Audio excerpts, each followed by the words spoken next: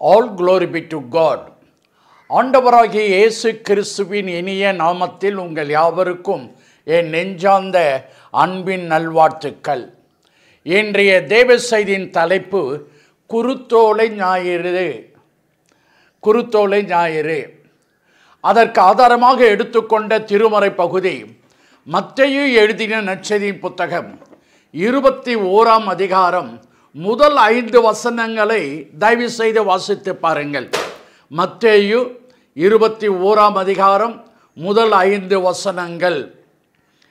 அவர்கள் எருசலேமுக்கு சமீபமாய் சேர்ந்து ஒலிவ மலைக்கு அருகான பெத்பகேயுக்கு வந்தபோது இயேசுவானவர் சீஷரில் 2 பேரை நோக்கி, உங்களுக்கு எதிரே இருக்கிற ஒரு கிராமத்துக்கு போங்கள்.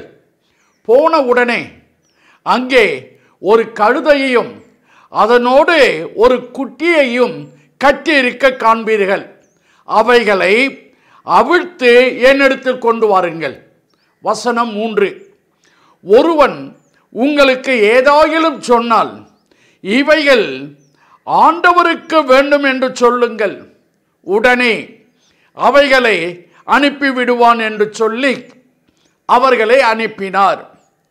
இதோ உன் ராஜா சாந்த குணம் உள்ளவராக கழுதையின் மேலும் கழுதையின் குட்டியாகிய மரியின் மேலும் ஏறிக்கொண்டு உங்களிடத்தில் வருகிறார் என்று சீயோன் குமார்த்திக்கு சொல்லுங்கள் என்றார்.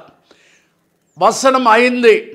தீர்க்கதரிசியினால் உரைக்கப்பட்டது நிறைவேறும்படி இது எல்லாம் நடந்தது. My dear brother and sister, today is a very, very special day in the Christian world. கிறிஸ்துவ உலகிலே இந்த நாள் ஒரு விசேஷமான நாள். All around the Christian world, today it is celebrated, the Palm Sunday today. அகிலம் முழுவதும் பரவி இருக்கிற எல்லா கிறிஸ்தவர்களும் இந்த நாளை குருத்தோலை ஞாயிறு என்று கொண்டாடி கொண்டிருக்கிறார்கள். இந்த குருத்தோலை குறித்து 4 நற்செய்தியாளர்கள் தங்கள் நற்செய்தி புத்தகத்தில் பதிவு செய்திருக்கிறார்கள். ஏதோ ஒரு நற்செய்தி புத்தகத்தில் அல்ல, 4 நற்செய்தியாளர்களும் தங்கள் நற்செய்தி புத்தகத்தில் குருத்தோலையை குறித்து அவர்கள் பதிவு செய்திருக்கிறார்கள். மத்தேயு 21ஆம் அதிகாரம், மார்க்கு 11ஆம் அதிகாரம், லூக்கா 19ஆம் அதிகாரம், யோவான் 12ஆம் அதிகாரம், 4 நற்செய்தி நூல்களிலும் ஆண்டவராகிய இயேசு கிறிஸ்து வெற்றி ஆர்ப்பரிப்புடன் எருசலேம் நகரத்துக்குள் பிரவேசித்தார் என்று அவர்கள் அங்கு திட்டவட்டமாக எழுதி வைத்திருக்கிறார்கள். பிரியமானவர்களே, இந்த குருத்தோலை பவனி அல்லது வெற்றியின் பவனி தற்செயலாக நடந்ததா? எதேச்சையாக நடந்ததா? ஏனோ தானோ என்று நடந்ததா? இல்லை, மாறாக மத்தேயு 21ஆம் அதிகாரம் 5வது வசனம் சொல்லுகிறது, தீர்க்கதரிசியினால் உரைக்கப்பட்டது நிறைவேறும்படி, கோடிட்டுக் கொள்ளுங்கள், தீர்க்கதரிசியினால் உரைக்கப்பட்டது நிறைவேறும்படி இது எல்லாம் நடந்தது. ஆகவே குருத்தோலை பவனி, இந்த வெற்றி பவனி என்பது எதேச்சையாக தற்செயலாக ஏனோ தானோ என்று நடக்கவில்லை. தீர்க்கதரிசியினால் உரைக்கப்பட்டது நிறைவேறும்படி இது நடந்தது. எந்த தீர்க்கதரிசி சொன்னார் இப்படி குருத்தோலை பிடித்துக்கொண்டு இயேசு பவனியாக வருவார் என்று? ஆண்டவராகிய இயேசு கிறிஸ்து பிறப்பதற்கு 700 ஆண்டுகளுக்கு முன்பே சகரியா என்கிற தீர்க்கதரிசி 9ஆம் அதிகாரம் 9வது வசனத்தில் இதை தீர்க்க தரிசனமாக உரைத்திருக்கிறார். சீயோன் குமார்த்தியே மிகவும் களி கூறு, கழுதையின் மேலும் கழுதை குட்டியின் மரியின் மேலும் அந்த ராஜா, நீதி உள்ள ராஜா, தாழ்மை உள்ள ராஜா, அவர் ஏறி வருகிறவராக இருக்கிறார் என்று இயேசு பிறப்பதற்கு 700 ஆண்டுகளுக்கு முன்பே தீர்க்க தரிசனம் உரைத்தார். இந்த தீர்க்க தரிசனத்தை நிறைவேற்ற இயேசு கிறிஸ்து இப்பொழுது அவர் குருத்தோலை பவனியை நடத்துகிறார். நம் தேவன் தீர்க்க தரிசனங்களை நிறைவேற்றுகிற தேவன். தீர்க்க தரிசனங்களை நிறைவேற்றுகிற தேவன். அன்று சகரியா சொன்ன தீர்க்க தரிசனத்தை நிறைவேற்றினவர் உங்கள் வாழ்க்கையிலே அவர் தீர்க்க தரிசனம் உரைத்திருந்தால் அது நிச்சயமாக நிறைவேற்றுவார். அது வீண் போகாது. நம் கரத்தில் இருக்கக்கூடிய இந்த வேத புத்தகத்தின் எல்லா வசனங்களும் தீர்க்க வசனங்கள் தான். இந்த தீர்க்க தரிசன வசனங்களை நிறைவேற்றக்கூடியவர் நம்முடைய ஆண்டவராகிய இயேசு கிறிஸ்து. கரங்களை தட்டி தெய்வத்தை மகிமைப்படுத்துவோம். பிரியமானவர்களே, நம் வாழ்க்கையிலே ஒவ்வொரு சம்பவமும், நம் வாழ்க்கையில் நடைபெறுகிற ஒவ்வொரு நிகழ்வும் தேவனால் முன்குறிக்கப்பட்டது. தேவனால் முன்குறிக்கப்பட்டது. ஏற்கனவே ஆண்டவர் காட் பிளான் பண்ணிட்டார், ஆர்கனைஸ் பண்ணிட்டார். இது இப்படிதான் நடக்கும் என்று அவர் ஆர்கனைஸ் பண்ணிட்டார். உதாரணத்திற்கு, நீங்க இந்த குருத்தோலை ஆராதனையில் வந்திருப்பது எத்தேச்சியமாக வரவில்லை. கர்த்தருடைய அநாதி திட்டம். நீங்க இந்த குருத்தோலை ஆராதனைக்கு வரணும், இந்த ரோவில் உட்கார்ந்து இருக்கணும் என்பது ஆண்டவர் ஏற்கனவே பிளான் போட்டு வைத்து விட்டார். தேவனுக்கே மகிமை உண்டாகட்டும். இந்த குருத்தோலை பவனி, குருத்தோலை ஊர்வலம், நம்முடைய தேசம் ஊர்வலங்களுக்கு மிகவும் புகழ்பெற்றது. நம்முடைய தேசம் அரசியல் ஊர்வலங்களை பார்க்கலாம், மத சம்பந்தமான ஊர்வலங்களை பார்க்கலாம், வெற்றி ஊர்வலங்களை பார்க்கலாம், கண்டன ஊர்வலங்களை பார்க்கலாம், ஏன் பிரேத ஊர்வலங்களை கூட நாம் பார்க்க முடியும். இவைகளை பார்க்கிலும் ஆண்டவராகிய இயேசு கிறிஸ்து குருத்தோலை பவனியாக, குருத்தோலை ஊர்வலமாக வருகிறாரே, அது சாதாரணப்பட்ட ஊர்வலம் அல்ல. அது வரலாற்றிலே இடம் பெற்றிருக்கிற சிறந்த விசேஷமான ஒரு ஊர்வலம். ஏன்? இயேசு கிறிஸ்துவினுடைய ராஜரீகத்தை வெளிப்படுத்துகிறது. இந்த குருத்தோலை ஊர்வலம் பவனி என்பது, வெற்றியின் பவனி என்பது இயேசு கிறிஸ்துவினுடைய ராஜரீகத்தை வெளிப்படுத்துகிறது. இது விசேஷமானது. நீங்கள் சரித்திரத்தை படித்து பாருங்கள். 1987 ஆண்டிலிருந்து வட ஆப்பிரிக்காவிலே ஒரு அதிபர் ஹாஃபின் அலி என்கிற ஒரு சர்வ அதிகாரி, சர்வ கொடுங்கோல் ஆட்சிக்காரன் ஒருவன் ஆண்டு கொண்டு வந்தான். நடந்தது என்ன? 2011 ஆண்டு மல்லிகை புரட்சி என்று ஏற்பட்டது. மல்லிகை புரட்சி. அந்த மல்லிகை புரட்சியினால் அந்த கொடுங்கோல் ஆட்சி செய்த அந்த சர்வாதிகாரி, அந்த அதிபர் ஆஃபின் அலி அந்த தேசத்தை விட்டு ஓடி போனார். பிரியமானவர்களே, 1934 ஆண்டு அக்டோபர் மாதம் 16ஆம் நாள் மாசோத்திங் என்பவர் ஏற்படுத்தின மரண யாத்திரை என்கிற ஒரு புரட்சி விவசாயிகளுக்கு அடையாளத்தை கொடுத்தது. 1930ஆம் ஆண்டு மார்ச் மாதம் 12ஆம் தேதி மகாத்மா காந்திஜி அவர்களால் ஏற்படுத்தப்பட்ட சத்தியாகிரகம் போர், சத்தியாகிரகம் புரட்சி இந்தியர்களுக்கு அடையாளம் கொடுத்தது. அதே போல என் ஆண்டவராகிய இயேசு கிறிஸ்து அந்த குருத்தோலை பவனி, அந்த குருத்தோலை புரட்சி சமுதாயத்திற்கு, சமூகத்திற்கு ஒரு பெரிய அடையாளத்தை தந்தது. இந்த குருத்தோலை பவனி பெத்தனியாவில் இருந்து அந்த ஊர்வலம் ஆரம்பமாகிறது. சுமார் 2 மைல், அதாவது 3 கிலோமீட்டர் தூரம் அந்த பவனி பயணிக்கிறது. இறுதியில் எருசலேம் தேவாலயத்தில் நிறைவு பெறுகிறது. இந்த குருத்தோலை பவனியினால் சமுதாயத்திற்கு, சமூகத்திற்கு பெரிய அடையாளத்தை கொடுத்தது. பிரியமானவர்களே, இந்த குருத்தோலை ஊர்வலத்தை, இந்த பவனியை, வெற்றி பவனியை நான் பரிசுத்த ஆவியானவர் துணை கொண்டு நிதானமாக வாசித்து பார்த்தேன். பல சிறப்பு அம்சங்கள் அதில் காணப்படுகிறது. ஒவ்வொரு சிறப்பு அம்சங்களை நாம் கற்றுக்கொண்டு நம் வாழ்க்கையிலே அதை நடைமுறைக்கு கொண்டு வர வேண்டும்.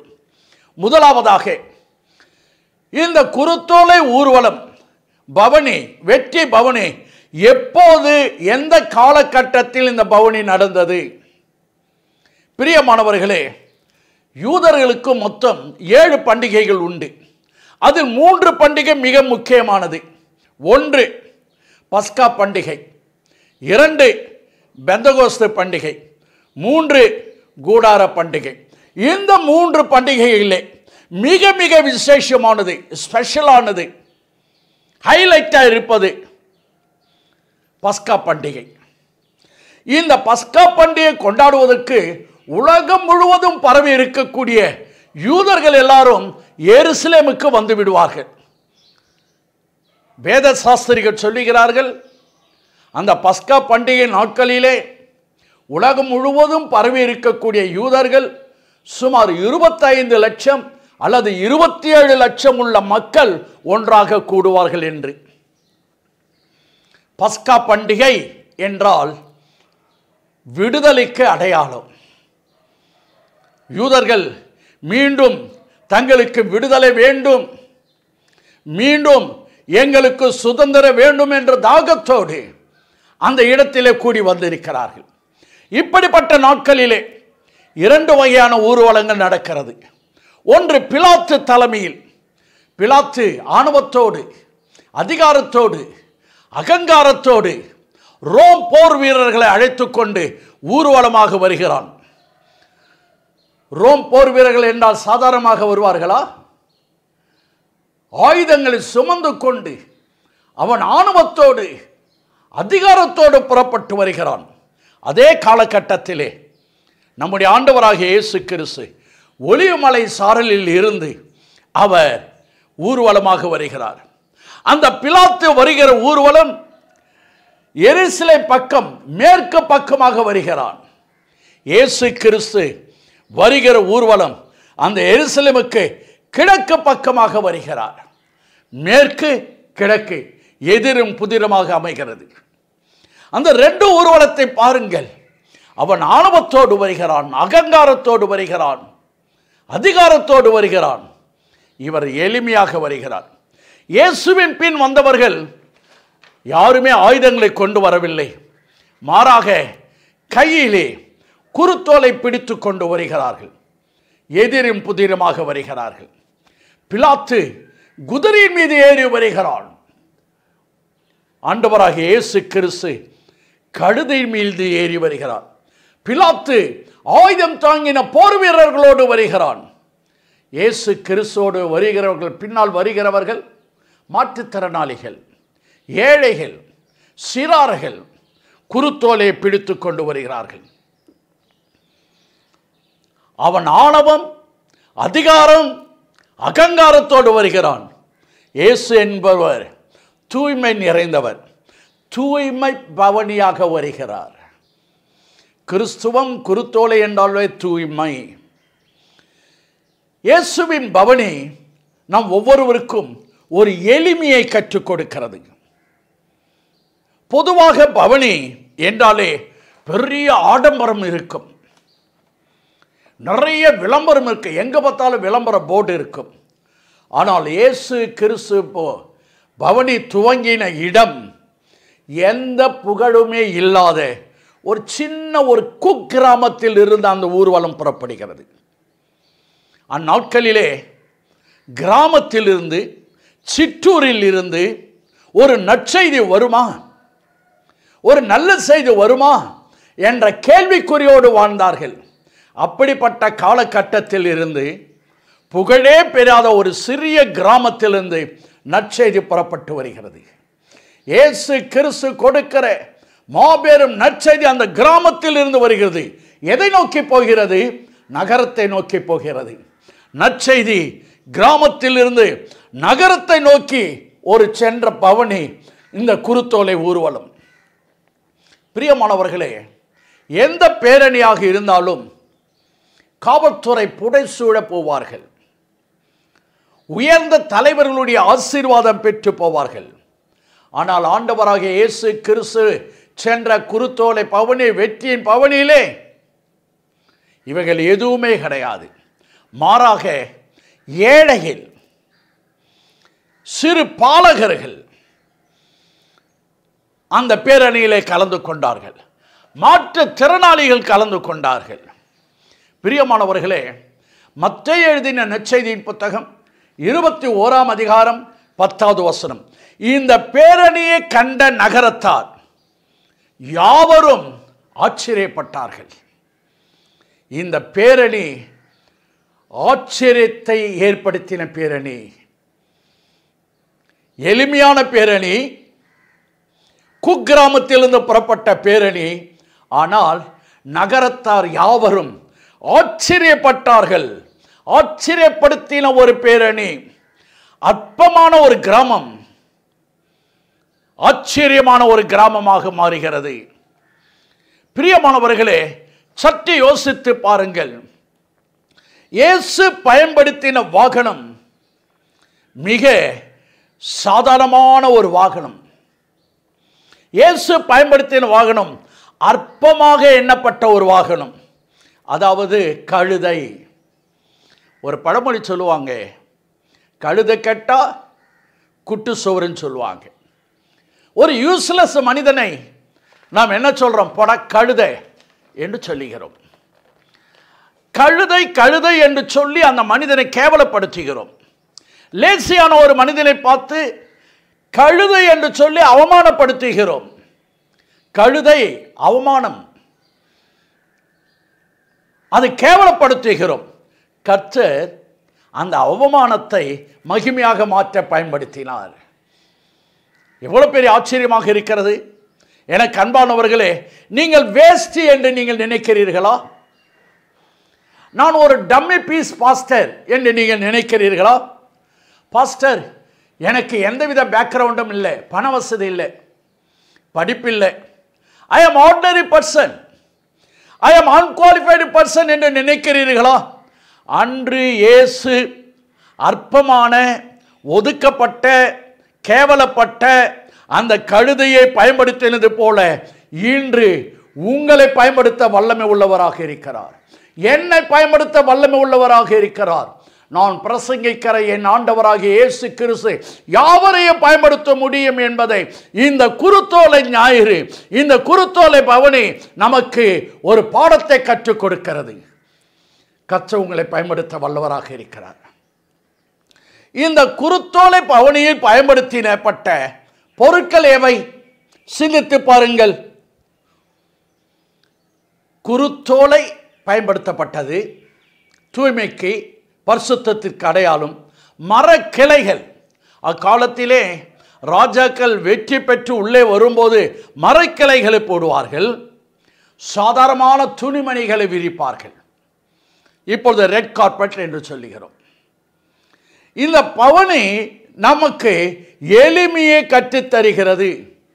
பிரியமானவர்களே, நாம் ஒவ்வொருவருடைய வாழ்க்கையில் மிக முக்கியமானது எளிமை. நம்முடைய வாழ்க்கை எளிமையிலே கட்டப்பட வேண்டும். இந்த நாட்களில் நாம் துயரத்தோடு சொல்லட்டும், ஆன்மீக ஒழுங்குகள் ஆடம்பரத்திலே காணப்படுகிறது, ஆடம்பரத்தில் ஜொலிக்கிறது. எனவே இந்த ஆடம்பரத்தினால் கிறிஸ்து காணாமல் போய்விடுகிறார். உங்களோடு பேசும்போது எனக்கு ஒரு ஞாபகம் ஒன்று வருகிறது. டைனமைட்ஸ் கண்டுபிடித்த மைக்கேல் பாரடைஸை குறித்து நீங்கள் படித்திருக்கிறீர்களா? விஞ்ஞானி சயின்டிஸ்ட் மைக்கேல் பாரடைஸை சந்திக்க இங்கிலாந்து அரசபையில் இருந்து ஒரு பெரிய அதிகாரி மைக்கேல் பாரடைஸுடைய ஆபீஸுக்கு போகிறார். அந்த மைக்கேல் பாரடைஸ் ஆபீஸின் ஓரத்தில், அதாவது அவருடைய ஆய்வு கூடத்தில் ஓரத்தில் ஒரு மனிதன் பாத்திரத்தை சுத்தம் செய்து கொண்டிருக்கிறான்.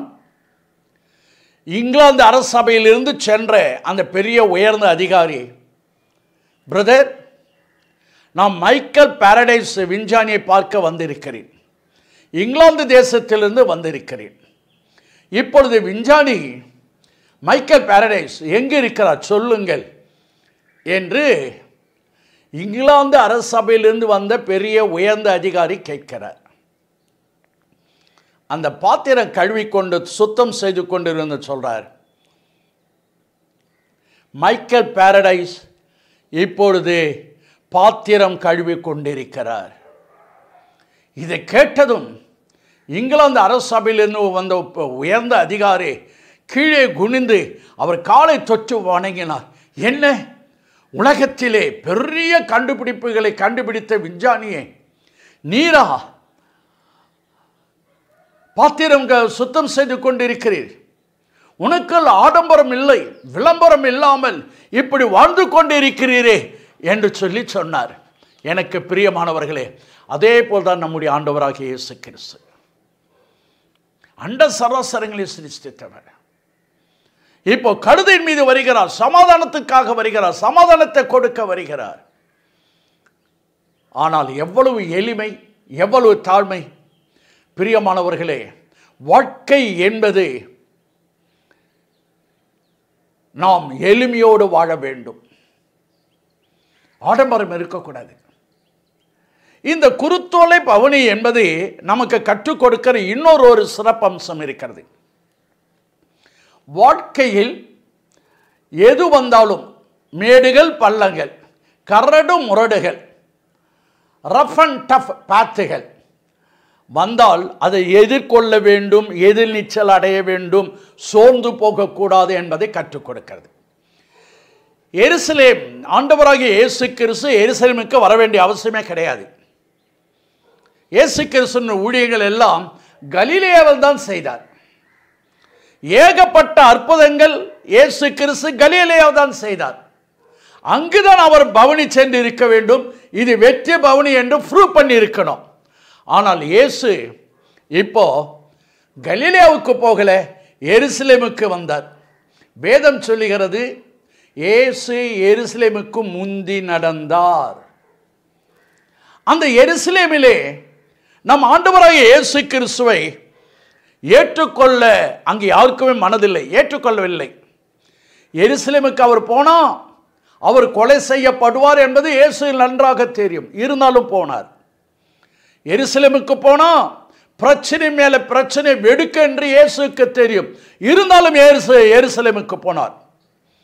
இயேசு எருசலேமுக்குள் நுழைந்தால் நிம்மதி இருக்காது. இயேசு எருசலேமுக்குள் நுழைந்தால் சந்தோஷத்தை இழக்கக்கூடும். இயேசு நன்கெல்லாம் தெரியும். இயேசு அதை அறிந்து அந்த எருசலேமுக்குள்ள சென்று நான் மேசியா என்பதை நிரூபிக்கப் போகிறேன் என்று சொன்னார். என்னையா, அங்குதான் உன்னை ஏற்றுக்கொள்ளவில்லை, கொலை செய்ய எத்தனிக்கிறார்கள், பிரச்சனை வரப்போகிறது, ஏன் இப்படி செய்கிறீர் என்று கேட்டால் இயேசு நிதானமாக சொல்லுவார், வாழ்க்கை என்பது ஒரே தளத்தில் ஒரே சீரான ஒரே அமைப்பில் இருப்பதில்லை, மேடுகளும் பள்ளங்களும் உண்டு, அவைகளை நாம் எதிர்கொள்ள வேண்டும், எதிர்நீச்சல் போட வேண்டும். வாழ்க்கை என்பது ஒரே தளத்தில் அமைவதில்லை, பிரச்சனைகளை எதிர்கொண்டு வாழ்வதுதான் வாழ்க்கை. அதுதான் குருத்தோலை நமக்கு கற்றுக் கொடுக்கிறது. பிரியமானவர்களே, உங்களுக்கு ஒன்று தெரியுமா? சிலுவை இல்லாமல் உயிர்ப்பு இல்லை, சிலுவை இல்லாமல் சிங்காசனம் இல்லை. தேவனுக்கே மகிமை உண்டாகட்டும்.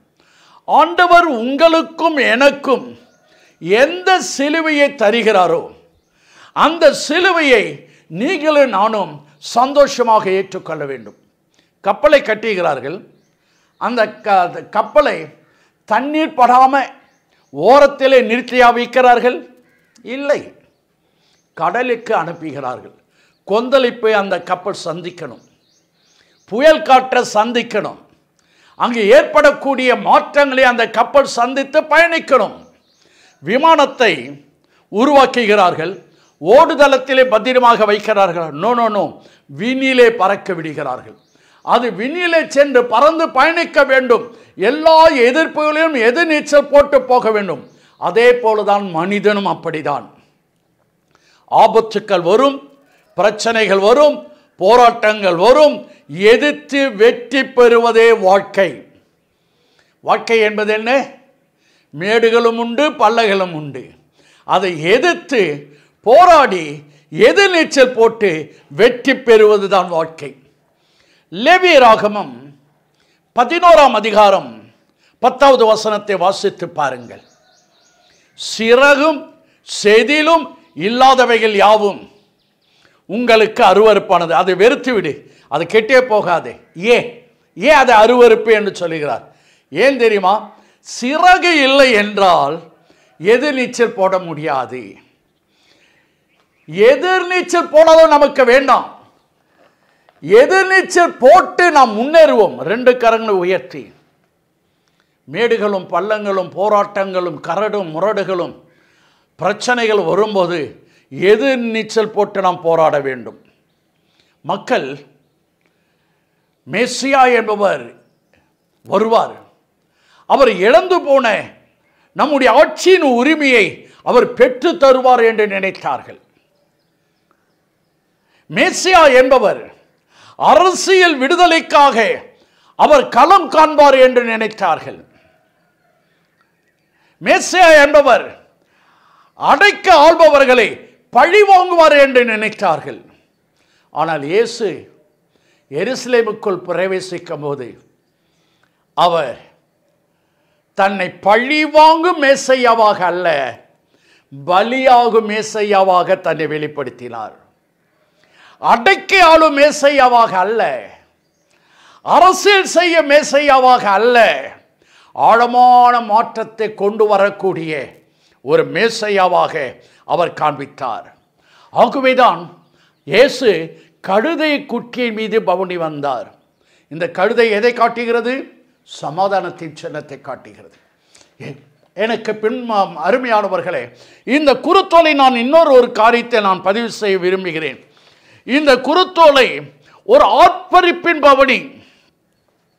மத்தேயு 29ஆம் அதிகாரம் 9வது வசனம், மார்க்கு 11ஆம் அதிகாரம் 9வது வசனம், முன் நடப்பாரும் பின் நடப்பாரும் ஓசன்னா என்று ஆர்ப்பரித்தார்கள்.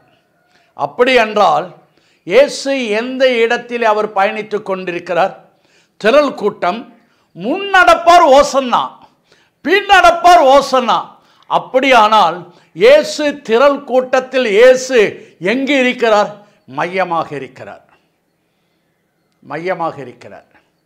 குருத்தோலை எனக்கு கற்றுக் கொடுக்கிற பாடம், இயேசுவை நாம் மையமாக வைத்து வாழ வேண்டும்.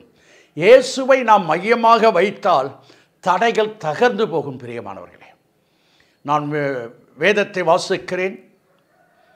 எந்த மாற்றுத்திறனாளிகளும் ஆலயத்திற்கு செல்லக்கூடாது. ஆனால் மத்தேயு 21ஆம் அதிகாரம் 14வது வசனத்தை பார்த்தால், இயேசு குருத்தோலை பவனில் வரும்போது எந்த மாற்றுத்திறனாளிகள் ஆலயத்திற்குள் போகக்கூடாது என்று இருந்ததோ அத்தனை மாற்றுத்திறனாளிகளும் ஆலயத்திற்குள் போகிறார்கள். எத்தனை பெரிய மாற்றம்! குருத்தோலை எனக்கு கற்றுக் கொடுப்பது பெரிய மாற்றம். உங்கள் வாழ்க்கையில் இருக்க எல்லா தடைகளும் நீக்குவார். என்னென்ன தடைகள் இருக்கிறது? அவர் வெற்றி பவனி செல்லும் போது அவர் தனியாக செல்ல மாட்டார், கழுதியாகி என்னையும் அழைத்து கொண்டு செல்வார். 2 கரங்களை உயர்த்தி. அவர் வெற்றியை பவனியாக போகும்போது தனியாக போக மாட்டார். குட்டி நானையா, கழுதை குட்டி நானையா. இயேசு ராஜா ஏறி செல்லும் குட்டி நானையா என்றால் என்னையும் வெற்றி பவனிக்கு அழைத்து கொண்டு செல்வார். இயேசு சிலுவை சுமந்தார். நான் சொல்லட்டும், குட்டி கழுதை நானையா, சிலுவை சுமக்கக்கூடிய இயேசுவை நான் சுமக்கட்டும்.